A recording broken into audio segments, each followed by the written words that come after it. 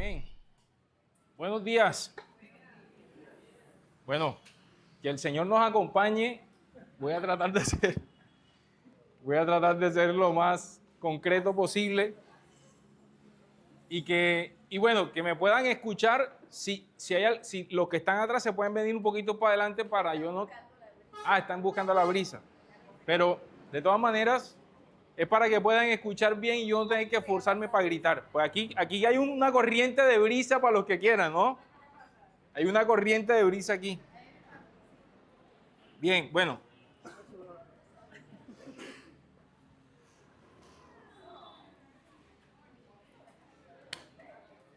Hoy estamos cerrando serie y hemos venido trabajando una serie a la que llamamos Comisión.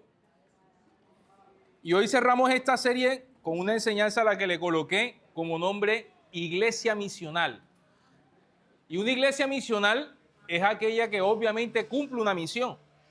Una iglesia misional es aquella que no se queda simplemente extendiendo los brazos hacia afuera, sino saliendo. Esa es una iglesia misional, para que cumpla una misión específica. Pero como nosotros somos la iglesia, entonces tenemos que entender que la iglesia misional es aquella que tiene personas que cumplen una misión. Y cada uno de nosotros, desde la perspectiva en la que trabajamos, el lugar donde Dios nos coloca, lo que hacemos, las labores que tenemos, la familia que tenemos una misión. Y si yo les pregunto esta mañana, ¿cuál crees tú que es tu misión? ¿Tú qué me dirías? ¿Cuál es tu misión? Y la misión de cada uno de nosotros es particular, ¿eh? Hay una misión general y la gran comisión que Dios nos colocó, pero hay una misión también específica de cada uno de nosotros. ¿De cuál crees tú que es tu misión? ¿Tú qué me dirías? ¿Sabes cuál es tu misión? ¿O no lo sabes?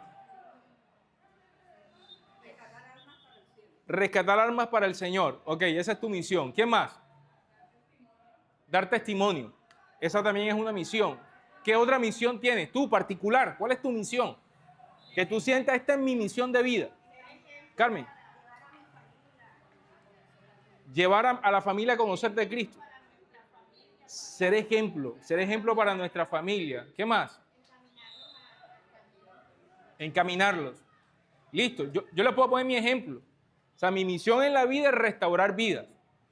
Como terapeuta, como pastor, esa es mi misión de vida. Y yo estoy seguro que cada uno de ustedes, insisto, según la profesión que tienen, lo que Dios los ha mandado a hacer, tienen una misión específica y eso es lo que los convierte a ustedes en una iglesia misional, que están cumpliendo una misión, pero una misión para Dios. Y esa es la gran diferencia. Ustedes han escuchado la famosa historia de la gallina y el cerdo. ¿Han escuchado esa historia?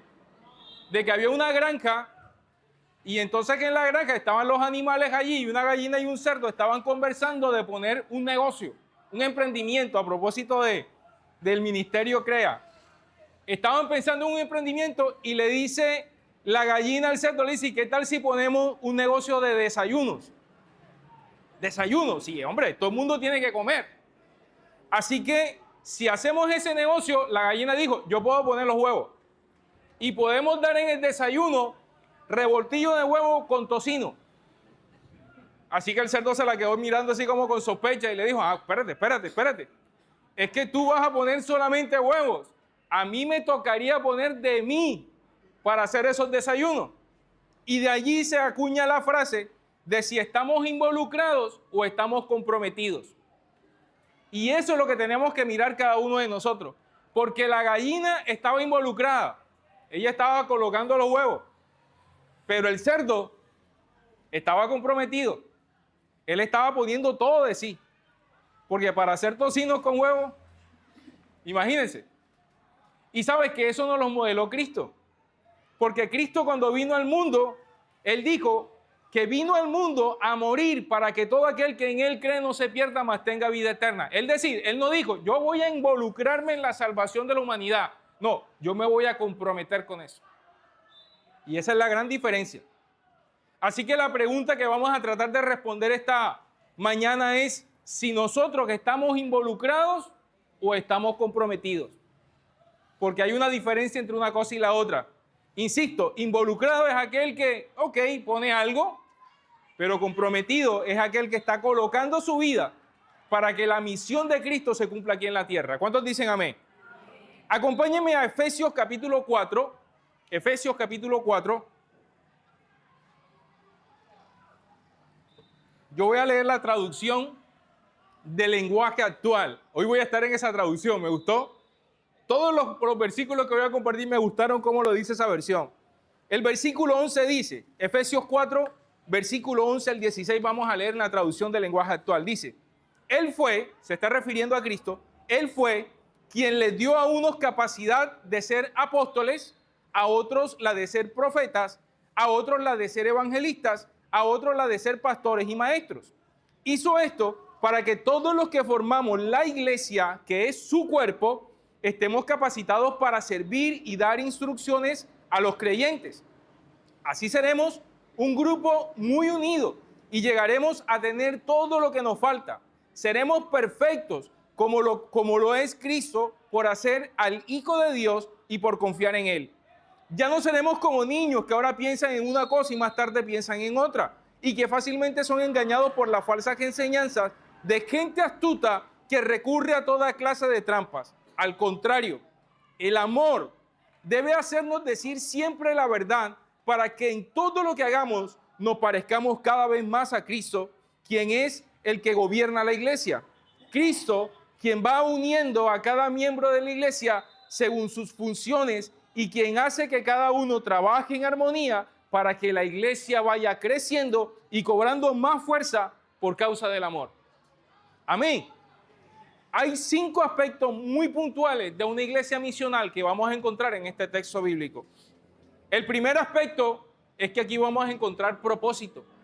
Una iglesia misional o una persona misional es alguien que tiene propósito. Segundo, vamos a encontrar una meta que cumplir, que la establece el Señor a partir de su palabra. Tercero, vamos a encontrar la herramienta para cumplir ese propósito y alcanzar esa meta. Cuarto, vamos a tener una estrategia para poder hacerlo. Y quinto, finalmente, vamos a hallar unos resultados. Toda iglesia misional tiene estos 5 factores que vamos a ver esta mañana: propósito, meta, herramientas, estrategias y resultados. Vamos, número 1, al propósito. Y ojo, quiero que esto lo lleves a tu propia vida, porque yo sé que esta es una de pronto de las preguntas más complejas que responder cuando a uno le preguntan, ¿cuál es tu propósito? Y de pronto nos quedamos como patinando sin saber cuál es el propósito que tenemos.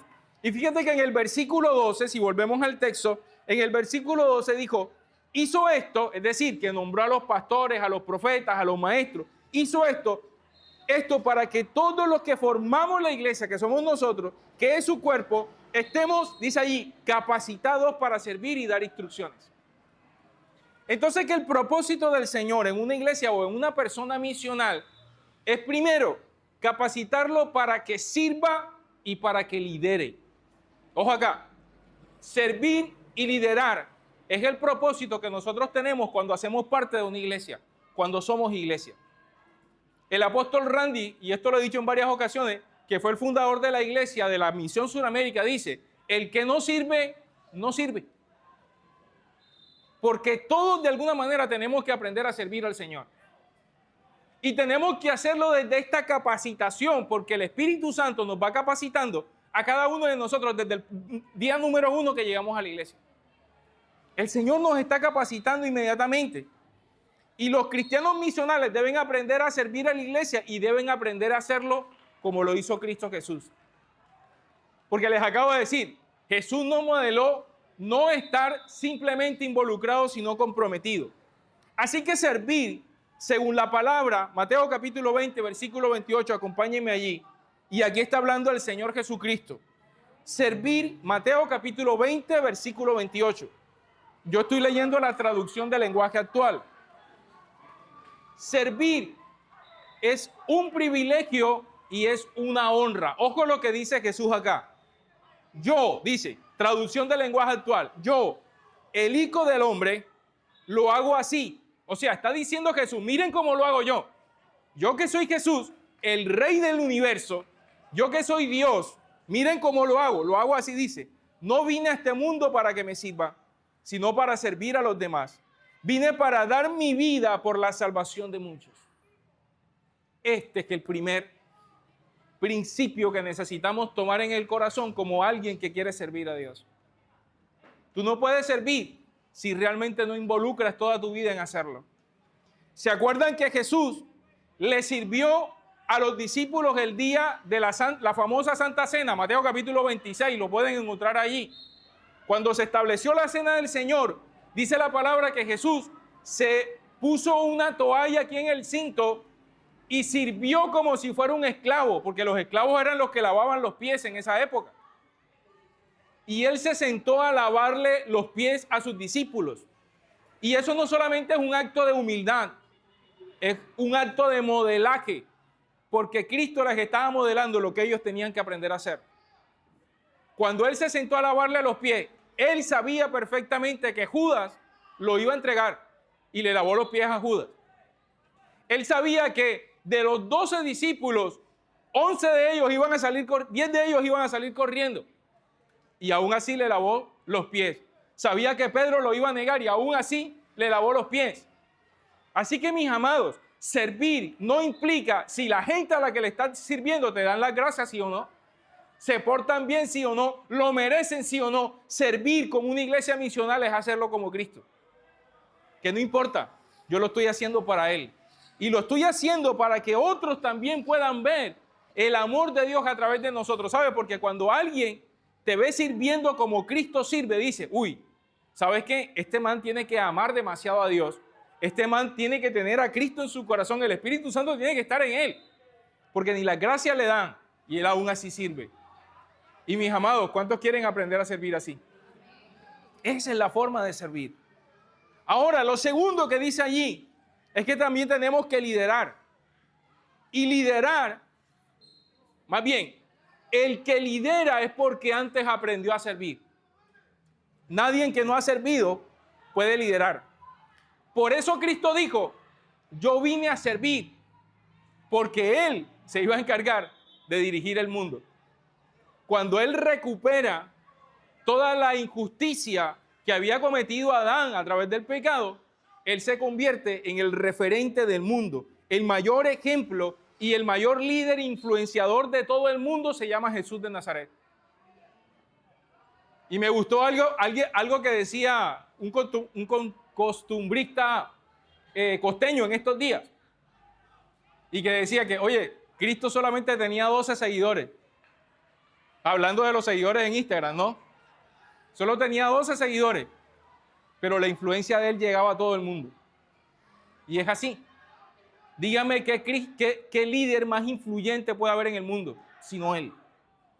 Jesús y sus palabras han trascendido los tiempos, han trascendido los lugares, porque en cada rincón de este planeta se ha escuchado el nombre de Jesús.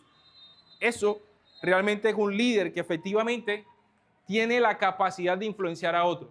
Además de eso, Cristo no le pidió absolutamente nada a sus discípulos que Él no hiciera primero. El método de Cristo fue, ¿sabes qué? Míreme primero a mí hacerlo. Luego hagámoslo juntos. Luego yo te veo hacerlo a ti y luego tú lo haces solo. Ese fue el método de Cristo con sus discípulos. Pero lo más importante, que absolutamente todo lo que les pidió, Él lo hizo antes. Porque se acuerdan que en Hechos capítulo 2 les dijo que ellos le serían testigos. Y la palabra testigo es la palabra marturus, de donde viene la palabra mártir. Es decir, Jesús les pidió a sus discípulos que murieran por Él. ¿Pero qué hizo Cristo antes? Murió por nosotros. Amén. Así que un verdadero líder es aquel que primero hace lo que te pide lo que te pide que vayas a hacer. Primero lo modela.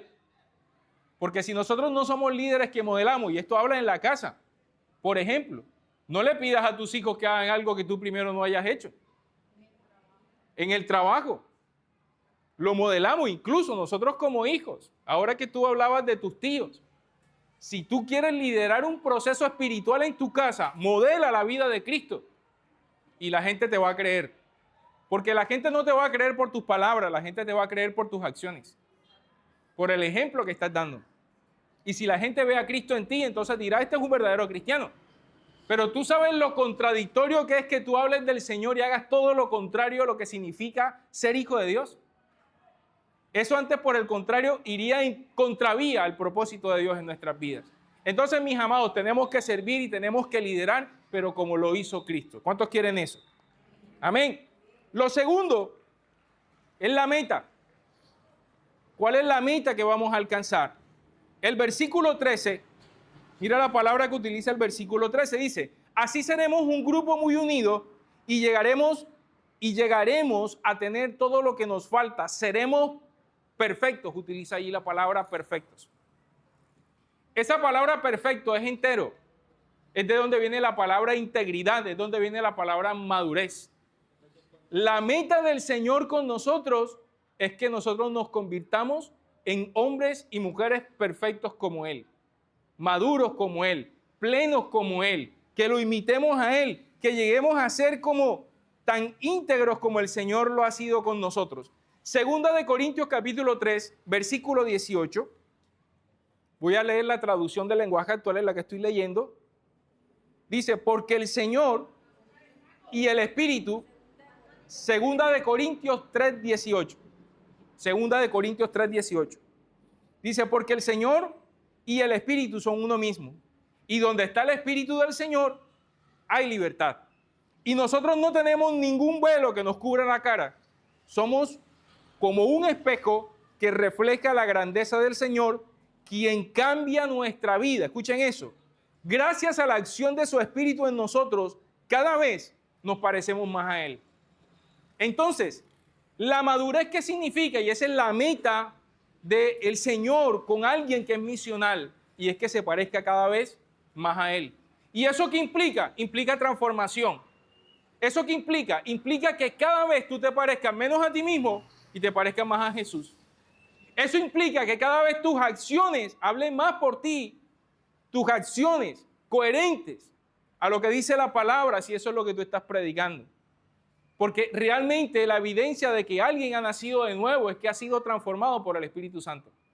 Y ojo acá, esa transformación no se logra por nuestras propias fuerzas. Es el Espíritu Santo el que nos transforma. Aquí lo dice, tú tienes que presentarte a cara descubierta delante del Señor y tienes que dejar que Él te transforme. Pero esa es la única manera de parecernos a Jesús. Que nos miremos en la gloria de Jesús como si fuera un espejo. Y mis amados, esa va a ser la única evidencia de que nosotros verdaderamente hemos nacido de nuevo y nos estamos pareciendo a Cristo. Es que lo que pensamos, lo que sentimos y lo que hacemos realmente sea coherente y sea conforme a la palabra del Señor.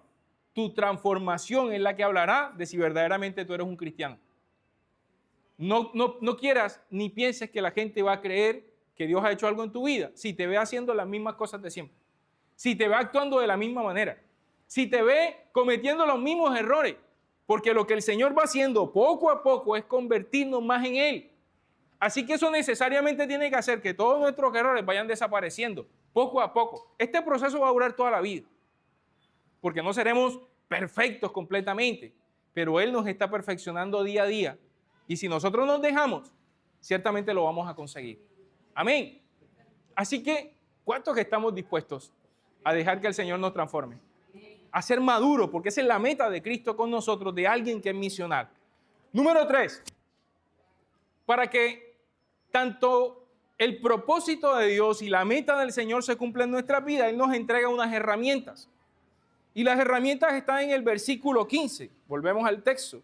Estamos en Efesios 4, verso 15. Dice, al contrario, el amor debe hacernos decir siempre la verdad, para que en todo lo que hagamos nos parezcamos cada vez más a Cristo, que es quien gobierna a la iglesia. Entonces las herramientas que el Señor nos entrega son fundamentalmente el amor y la verdad. Escucha eso, amor y verdad. Algunas versiones dicen gracia y verdad. Y la Biblia dice que de la plenitud de Jesús tomamos todo y tomamos la gracia y la verdad. Juan capítulo 1, versículo 16 al 18. Juan capítulo 1, versículo 16 al 18 dice, Dios nos dio a conocer sus leyes por medio de Moisés, pero por medio de Jesucristo nos hizo conocer el amor y la verdad. Escúchame esto es muy importante. si tú no conoces a Jesús, ni conoces la verdad, ni conoces el amor. ¿Por qué? Porque tanto la esencia de Dios es la verdad. Él dijo, yo soy el camino, la verdad y la vida. Pero también dice la palabra que Dios es amor. Entonces, si tú no conoces a Jesús, ni conoces la verdad, ni conoces el amor. Y sigue diciendo el texto, nadie ha visto a Dios jamás, pero el Hijo único que está más cerca del Padre y que es Dios mismo, aquí está hablando de Jesús que también es Dios, nos ha enseñado cómo es Él. Una vez más, nos los modela, cómo es Él. Nos ha enseñado cómo es Él. Gracias a lo que el Hijo de Dios es, hemos recibido muchas bendiciones. Ojo, por causa de lo que Jesús es, que es verdad y es amor, tú y yo hemos recibido todas esas bendiciones. Así que la herramienta que Él nos entrega es que tenemos que hacer todo con amor. Ojo acá. Muchas veces decimos que hay que decir la verdad. ¿Cuántos están de acuerdo con eso? Hay que decir la verdad. Pero la verdad hay que decirla ¿con qué? Con amor. Porque si no, no sirve. Porque la verdad se puede convertir en un bate de aluminio que rompe cabezas si tú no lo haces con amor. Y a veces decimos, no, es que yo tengo que decir la verdad y tal, tal. Y se la digo al que sea y que... Ey, espérate. El Señor está diciendo que la verdad hay que decirla con amor. Verdad y gracia. Es más, Proverbios 16, si no estoy mal, Proverbios 16, 6 dice que con amor y con verdad se cura el pecado. O sea, tú quieres sanar a alguien que está haciendo algo malo. No vengas a juzgarlo, a decirle que tú tal y tú tal por cual. O cuántas veces no nos ha pasado con nuestros hijos. Cuando le hemos dicho, es que tú eres un desordenado, tal cosa, y le decimos un montón de cosas. Y resulta que eso, en vez de producir lo que nosotros queremos, provoca rebelión y rebeldía.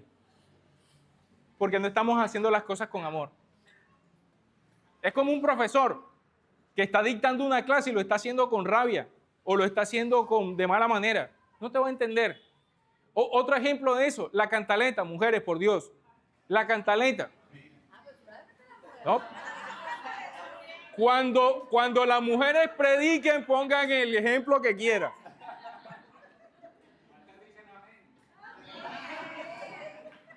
Pero mis amados, nada que se haga sin amor realmente va a dar resultados. Tanto para nosotros los hombres como para las mujeres. Entonces esta es la herramienta que el Señor nos entrega. Nos dice, hey, háganlo con amor. Todo lo que hagan, háganlo con amor. Todo lo que hagan, háganlo verdaderamente para exaltar el nombre de Jesús. Cuando estés haciendo una labor en tu casa para los hijos, la mamá le manda a hacer algo. Hey, no esperen el grito, háganlo enseguida, háganlo con amor. ¿Me explico? Y los padres, dice la palabra que los hijos tienen que honrar a los padres, pero los padres no pueden exasperar a sus hijos. Así que en vez de gritarle, abrácenlos. Porque la Biblia dice que es necesario que en este tiempo el corazón de los padres se vuelva el de los hijos y el corazón de los hijos al de los padres. Y eso solamente se puede hacer a través del amor. Amén. Así que esas son las herramientas que el Señor nos entrega. Nos entrega el amor y la verdad. Porque, ojo, la otra cara de esta moneda es hacer todo con amor y sin nada de verdad.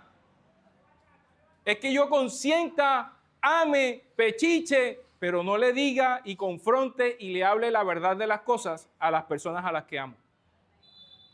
Porque necesitamos esas dos. El pastor Iván tiene una prédica que tiene que ver con este texto y él hablaba de que eso es como un águila.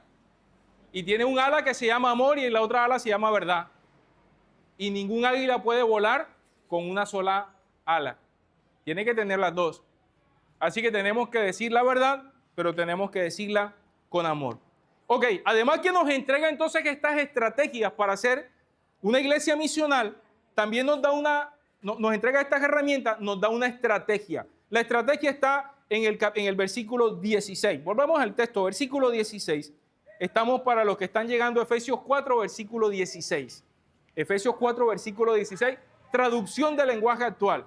Dice la palabra, Cristo es quien va uniendo a cada miembro de la iglesia según sus funciones y quien hace que cada uno, ojo, trabaje en armonía para que la iglesia vaya creciendo y cobrando más fuerza.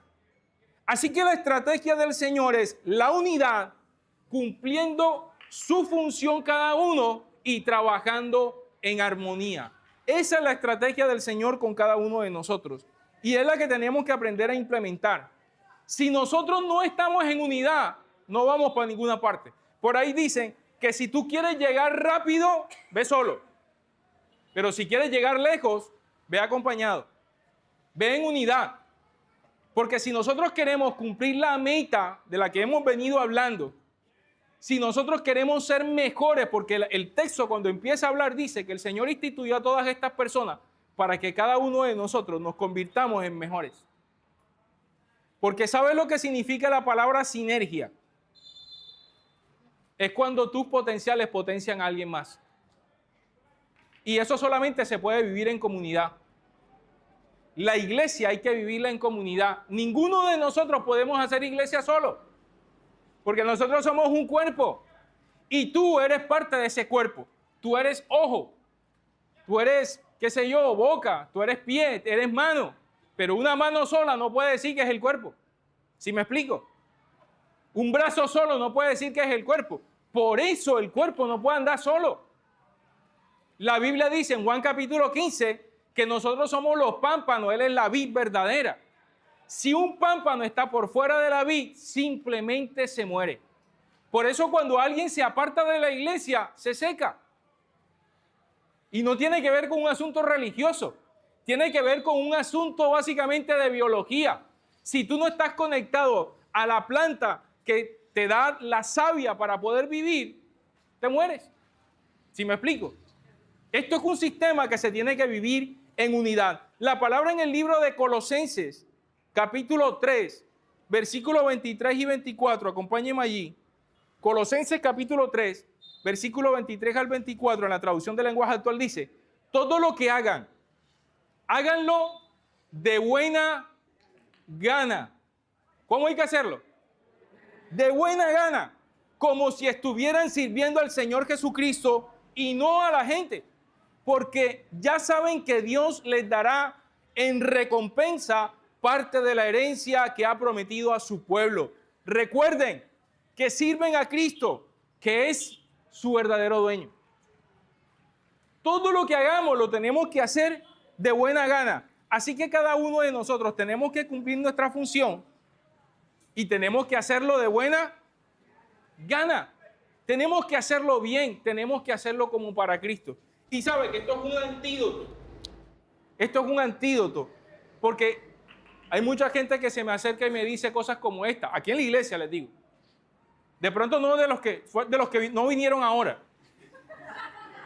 Pero hay gente en la iglesia que se me ha acercado a decir esto, pero pastor, es que yo veo que fulano de tal no hace lo que le corresponde. Y viene como la queja, como la injusticia que sentimos de que yo estoy haciendo, pero los demás no lo hacen.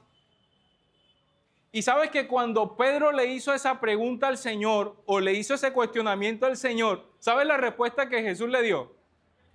Le dijo, ¿y a ti qué te importa? Esa fue la respuesta de Jesús a Pedro, cuando Pedro quiso hablarle acerca de otros discípulos. El Señor le dijo, ¿y a ti qué te importa eso? Porque los otros estaban preguntando quién era primero en el reino, dónde iban a ir, y Pedro quiso tirarse a las demás, sí, Coca-Cola, y le dijo, ¿y a ti qué te importa?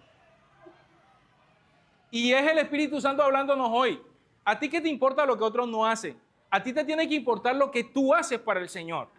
Porque lo que tú haces para el Señor es lo que Él está viendo. Y créeme, la palabra en Hebreos capítulo 6, versículo 10 dice, Hebreos capítulo 6, verso 10 dice, Dios es justo, escucha, Dios es justo y nunca olvidará lo que ustedes han hecho y siguen haciendo para ayudar a su pueblo elegido. De esa manera ustedes también demuestran que aman a Dios. Así que lo que a ti y a mí nos tiene que importar es demostrarle a Dios que lo amamos haciendo lo que Él dice que tenemos que hacer. Si otros no lo hacen, no importa. Hebreos capítulo 6, verso 10. Dios no es injusto. Dios nunca se olvida del trabajo de amor que hacemos para Él. ¿Sabes qué? Yo me imagino esto, que Dios tiene una libretica, porque la palabra dice que en el libro de nuestra vida están escritas todas las cosas que el Señor ha dicho de nosotros y dice, y que todas se cumplirán sin que falte ninguna de ellas. yo creo que ese libro se está escribiendo en nuestras vidas en algunos aspectos. Y yo creo que cuando tú cumples lo que Dios dice, Dios te pone un chulo y Dios dice, ok, lo hizo bien hoy. Hizo lo que le correspondía. Porque al final, porque la salvación es por gracia, pero por obra va a ser la recompensa. Y al final de los tiempos, nosotros nos darán unas coronas, sacarán una lista cuando estemos en el gran trono blanco, sacarán una lista y daremos cuenta, ojo, por lo que hacemos, por lo que no hicimos y por todo lo que dijimos. Amén, guay. Porque a veces pensamos, no, es que, yo me he portado bien, pero les decía yo a los encuentristas ayer, yo les decía, ojo, porque no solamente es las cosas buenas que hacemos, sino las cosas buenas que dejamos de hacer. Porque la Biblia dice que nos es contado por pecado. Así que daremos cuenta por todas esas cosas y daremos cuenta por lo que decimos, además. Entonces que al final todo tenemos que hacerlo como para el Señor y tenemos que trabajar en unidad, hacerlo en armonía, cumpliendo nuestra parte y ayudando a otros para que hagan lo mismo. Esa tiene que ser nuestra actitud. Trabaja bien, hazlo para el Señor, hazlo en unidad, hazlo en armonía con otros. Porque ¿saben una cosa? Porque la palabra aquí aplicada, armonía, esto es una palabra musical. Es decir, esto se aplica a la música. Cuando hablan de la armonía, es que todos los instrumentos están armonizando. Y para que suene bonito, todos tenemos que sonar bien. ¿Sí me explico? Así que no solamente haz lo tuyo, no critiques a los demás, más bien ayúdalos para que ellos también cumplan su función. Eso verdaderamente es trabajar en unidad.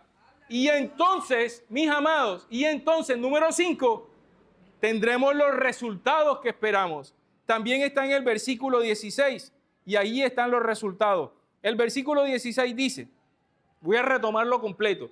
Cristo es quien va uniendo a cada miembro de la iglesia según sus funciones y quien hace que cada uno trabaje en armonía y aquí está el resultado que queremos encontrar, para que la iglesia vaya creciendo y cobrando más fuerza por causa del amor. El resultado que estamos esperando es que la iglesia crezca y que la iglesia se convierta en una iglesia fuerte. Y mis amados, esta es nuestra responsabilidad, que el Señor pueda encontrar en nosotros este crecimiento y estos resultados. Y yo estoy hoy totalmente convencido que somos una iglesia misional, pero tenemos que salir de las 4 paredes. Porque ya no podemos seguir simplemente involucrándonos, tenemos que comprometernos con la causa y tenemos que dejar la piel para que efectivamente se cumpla la palabra del Señor, porque la Biblia dice que en la multitud hay gloria. Y Dios quiere que nosotros crezcamos como iglesia y que nos convirtamos en una iglesia fuerte. La palabra en Hechos capítulo 2, versículos 46 y 47 dice, además, todos los días iban al templo y celebraban la cena del Señor y compartían la comida con cariño y alegría. Esa es la manera como tenemos que compartir aquí cuando vengamos un domingo. Tenemos que venir con alegría. Hay días que yo tengo ganas como de decirle, hey, dile a tu cara que estás feliz, que estás gozoso por estar en la presencia de Dios. Porque a veces pareciera que vinieran a un sepelio y no a una celebración. Y nosotros todos los domingos venimos a celebrar a Cristo. Es el único día de la semana que nosotros le venimos a dar algo, le venimos a dar adoración. Venimos a darle nuestro amor, nuestro cariño. Venimos a darle nuestras alabanzas. Y tenemos que venir en esa actitud todos los domingos y celebrarlo a Él. Y dice aquí entonces, y compartían la comida con cariño y alegría. Versículo 47, juntos alababan a Dios y todos en la ciudad los querían. Sigue diciendo, cada día el Señor hacía que muchos creyeran en Él y se salvaran, dice la versión Reina Valera, que el Señor iba añadiendo cada día a los que iban a ser salvos. De ese modo, el grupo de sus seguidores se iba haciendo cada vez más grande. ¿Sabes? Que cuando nosotros tengamos esa actitud misional de salir a llevar la palabra, de cumplir nuestra función, de hacerlo con amor, aún el Señor empezará a añadir personas a este lugar. Aún el Señor empezará a traer un crecimiento sobrenatural. porque nosotros lo estaremos haciendo con el amor y con la alegría que se requiere. Amén. Así que nosotros tenemos que entender que para ser una iglesia misional, personas misionales, Dios nos ha entregado un propósito claro, una meta clara, con las herramientas suficientes para conquistar el mundo, con una estrategia infalible y esperando unos resultados efectivos de la extensión del reino de Dios aquí en la tierra. Esa es una iglesia misional. Y yo quiero preguntarte esta mañana, ¿tú quieres ser una iglesia misional? Entonces necesitas comprometerte más que involucrarte. Porque, mis amados, yo sé que todos ustedes están involucrados. De alguna manera lo están. Hay algunos que sirven, hay algunos que de alguna forma ayudan. De vez en cuando levantan la mano para hacer algo, para entrar en, qué sé yo, en ir a los hospitales o alguna cosa. Yo sé que de alguna manera ustedes están involucrados. Pero quiero decirles esta mañana con todo el amor del mundo, no es suficiente. Necesitamos que se comprometan. Necesitamos nosotros no. Necesita el Señor que se comprometa. Que pasemos de ser una iglesia involucrada a una iglesia comprometida. Y mis amados, aunque suene raro, yo prefiero compararme con el cerdo que con la gallina. Porque finalmente, para la gallina es fácil poner el huevo. Y muchas veces es fácil decir, ¿sabes qué? Sí, pastor, hay algo que hacer, yo ayudo, sí, de vez en cuando. Eso es fácil. ¿Me explico? Y voy a decir esto con mucho respeto. Los católicos nos tienen años luz de ventaja con eso. Tú le dices a un católico que hay algo que hacer, oye, y mueven a todo el mundo. Porque claro, ellos tienen la convicción de que la salvación no solamente es por fe, sino por obras. Y ellos saben hacer muy buenas obras. Pero nosotros que tenemos la revelación del Espíritu Santo, tenemos que entender que no solamente es por las cosas que podemos hacer, no solamente es porque nos involucramos de vez en cuando, como dicen por ahí, el que reza y peca empata, es porque verdaderamente tengamos una vida comprometida para Dios. Que en cada momento, ojo, cuando estés en tu casa cocinando, cuando estés en la universidad, cuando estés en el colegio, cuando estés con tu familia, cuando estés en el trabajo, cuando estés haciendo lo que estés haciendo, lo hagas con la conciencia que lo haces para Dios. Y que tú estás siendo la iglesia, representando el cuerpo de Cristo en cada uno de esos momentos en el nombre de Jesús. Así que, ¿cuántos quieren ser una iglesia misional? Ponte en pie, vamos a orar esta mañana.